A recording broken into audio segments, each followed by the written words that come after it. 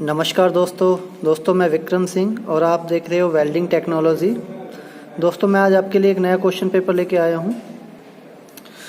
तो दोस्तों इस वीडियो में लास्ट तक बने रहिए और इसमें हम टोटल 20 क्वेश्चन सॉल्व करेंगे जो हमारे लाइफ में और जो आगे हमारे जो एग्ज़ाम आने वाले हैं उनमें हमारे सहयोग देंगे, काम आएंगे।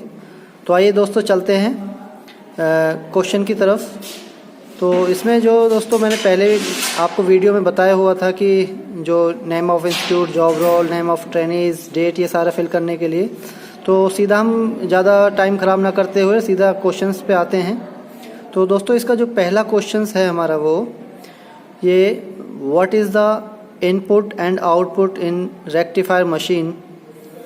तो इसमें जो दिया हुआ ऑप्शन 4 दिए हुए हैं, तो इनमें से हमें कोई एक आंसर पे टिक करना है जो राइट होगा। तो इसके ऑप्शन पढ़ लेते हैं कौन कौन से हैं। ऑप्शन ए में दिया हुआ है input AC output DC, B में दिया हुआ है input AC output AC, C में दिया हुआ है input AC output AC and DC, D में दिया हुआ है नॉन ऑफ दीज। तो ये रेक्टिफायर मशीन है जो हमें वो इनपुट में क्या लेती है, आउटपुट में क्या देती है, इसके बारे में बताना है। तो ये इसका राइट आंसर जो होगा वो answer option A, input AC and output DC. तो हमारा इस पे राइट आंसर जो होगा वो ऑप्शन ए टिक होगा। सेकंड क्वेश्चन की तरफ चलते हैं दोस्तों। Question number 2, how many layer in welding. Option A दिया हुआ है 1, ऑप्शन बी दिया हुआ है 2, ऑप्शन सी 3, ऑप्शन डी 4। तो इसमें हम ऑप्शन नंबर सी जो दिया हुआ हमारा 3, ये इसका राइट आंसर होगा। Question number 3, what is the name of the distance between job and electrode tip. तो जॉब और इलेक्ट्रोड टिप के जो डिस्टेंस होता है उसको किस नाम से जाना जाता है, क्या कहते हैं इसे। ऑप्शन ए दिया हुआ arc length, option B arc distance, C में दिया हुआ लेंथ और डी दिया हुआ आर्क गैप। तो इसका इलेक्ट्रोड टिप और जॉब के जो बीच का डिस्टेंस होता है उसे हम आर्क लेंथ कहते हैं। तो ये ऑप्शन हमारा ए ठीक होगा। Question number 4, what is the full name of IBR। IBR का पूरा नाम बताना है यहाँ पर। तो इसका ऑप्शन जो दिए हुए हैं 4 उनको देखते हैं। ऑप्शन ए दिया हुआ इंडियन बॉयलर रेगुलेशंस, बी दिया हुआ Indian business regulations, C industrial boiler regulations, D all of them. तो इसका जो ऑप्शन ए है इंडियन बॉयलर रेगुलेशंस, वो इसकी फुल फॉर्म राइट होगा। तो ऑप्शन हम ए पे टिक करेंगे। Question number 5, the minimum acetylene and oxygen required to generate neutral flame. तो जो न्यूट्रल फ्लेम जो हम बनाते हैं उसमें कम से कम एस्टीन और ऑक्सीजन की कितनी ज़रूरत पड़ती है उसके बारे में पूछा गया है। तो ऑप्शन ए में दिया हुआ है मोर ऑक्सीजन लेस एस्टीन, बी दिया हुआ है लेस ऑक्सीजन मोर एस्टीन, सी दिया हुआ है equal of oxygen and acetylene, D all of 3। तो इसका जो राइट आंसर होगा, राइट ऑप्शन होगा वो सी ऑप्शन इसका राइट आंसर है। तो हम इस ऑप्शन पे सी पे राइट क्लिक करेंगे।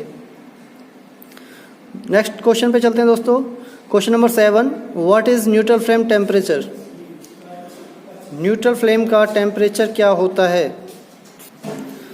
तो दोस्तों इसमें जो दिया हुआ है न्यूट्रल फ्लेम का टेम्परेचर, ऑप्शन ए में दिया हुआ है 3232 डिग्री सेल्सियस और फ़ारेनहाइट में दिया हुआ है 5850 डिग्री फ़ारेनहाइट, और बी ऑप्शन में दिया हुआ है 3482 डिग्री सेल्सियस और 6300 डिग्री फ़ारेनहाइट, और सी में दिया हुआ है 3149 डिग्री सेल्सियस और 5700 डिग्री फ़ारेनहाइट, और डी ऑप्शन दिया हुआ है नॉन ऑफ दीज।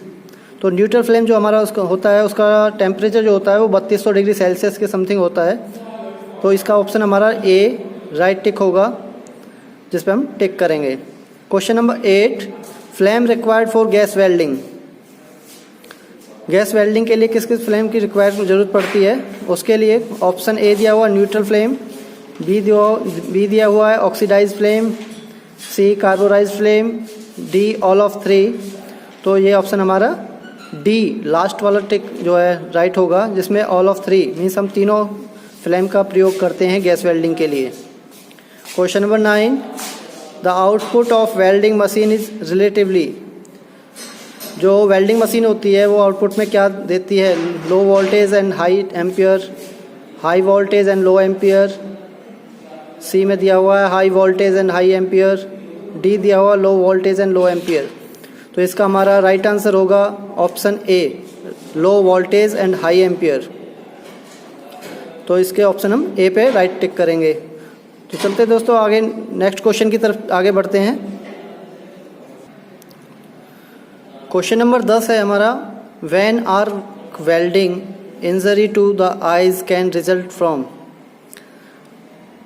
ऑप्शन पढ़ लेते हैं। Option A chipping without eye protection, B option दिया हुआ viewing welding without in helmet और शील्ड, सी ऑप्शन दिया हुआ welding with less than a number of 10 lens, D दिया हुआ है ऑल ऑफ द अबव। तो इसमें जो ऑप्शन आएगा D, all of the above, वो इसका राइट आंसर होगा। Question number 11, when welding where the general public may be exposed to the rays of the arc, what should welder do। तो इसमें जो ऑप्शन पढ़ लेते हैं। ऑप्शन ए है प्रॉपर स्क्रीन एंड वार्निंग सिंग, B rope off the area, C inform the safety coordinator, D give a verbal warning before start weld. तो इसका जो ऑप्शन आएगा वो हमारा बी ऑप्शन जो है, रॉप ऑफ द एरिया, पूरे एरिया को हमें रॉप करना पड़ेगा, कवर करना पड़ेगा, तब उसके बाद हमें वेल्डिंग करनी चाहिए। तो इसको हम बी पे टिक करेंगे। Question number 12, undercut develop due to. Undercut जो होते हैं उससे वो आने का क्या कारण है, कब होता है। नंबर ऑप्शन पढ़ते हैं, poor penetration, low current, C high current, D high voltage. तो इसका राइट आंसर होगा वो सी, हाई करंट की वजह से अंडरकट ज़्यादा आ सकते हैं। Question number 13, what is the full form of DPT. DPT एक टेस्टिंग है जो वेल्डिंग टेस्ट जब जॉब करते हैं तो उसमें प्रयोग किया जाता है। तो डीपीटी मतलब इसमें ऑप्शन पढ़ते हैं, dye penetrant test, depth penetrant test, both A and C, या डी है नॉन ऑफ दीज। तो डीपीटी का मतलब होता है डाई पेनिट्रेंट टेस्ट। तो इसका ऑप्शन जो है ए राइट आंसर होगा। तो इस ऑप्शन हम पे ए पे ज़्यादा टिक करेंगे। Question number 14, the second run is group weld is called. जो हम वेल्डिंग करते हैं उस सेकेंड रन जो लगाते हैं उसको कौन सा रन बोलते हैं। तो ऑप्शन इसमें ए दिया हुआ है रूट रन, बी दिया हुआ फिलर रन, सी दिया हुआ हॉट पास, डी दिया हुआ फाइनल रन। तो जो हम पहला जो बीड लगाते हैं, जो हम दो प्लेटों के बीच में गैप रख के बीड लगाते हैं, उसे हम रूट रन बोलते हैं। सेकंड जो रन लगाते हैं उसे हम हॉट पास बोलते हैं। तो इसका जो सेकंड बीड होगी, इसमें सेकंड रन के बारे में पूछा गया है, तो इसका हम हॉट पास पे टिक करेंगे ऑप्शन नंबर सी पर। Question number 15, E70 80 electrode are.